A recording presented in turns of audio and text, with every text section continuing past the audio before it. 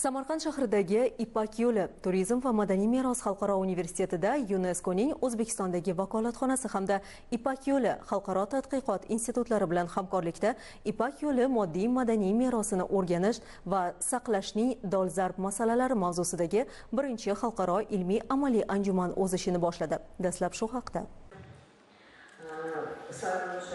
Anjumanda Ipak yo'li bo'yida joylashgan 20 ga yaqin mamlakat restavrator va olimlari, mahalliy mutaxassislar, ilmiy doira vakillari ishtirok etdi. Tarixiy madaniy yodgorliklarni asrash, ta'mirlash va restavratsiya ishlari jarayonida malakali kadrlar tayyorlash maqsadida arxitektura yodgorliklari rekonstruksiyasi va restavratsiyasi, muzeyshunoslik va arxeologiya ta'lim yo'nalishlari bo'yicha bakalavr va magistratura mutaxassisliklari bo'yicha kadrlar tayyorlamoqda.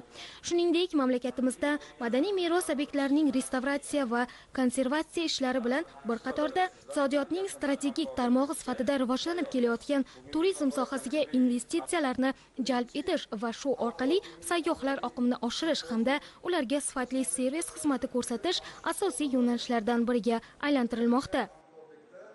To organize this international symposium. Samarqand azaldan uzoq yillik o'tmishi, bir necha asrlik tarixiy obyektlarga boyligi bilan yer yuzining sayqali bo'lib kelgan. Shu bois ilk xalqaro simpoziumni Ko'hna kentda tashkil qildik.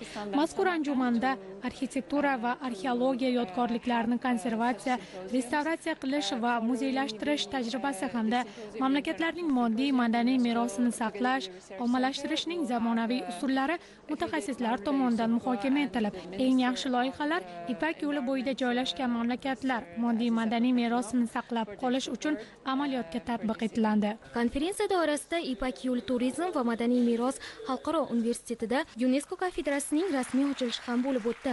Ushbu kafedrani tashkil qilishdan maqsad Ipak yo'li moddiy va madaniy merosni, jumladan mamlakatimizdagi moddiy va nomoddiy madaniy meros obyektlarini asrab avaylash hamda turizm imkoniyatlarini kengaytirishdan iborat.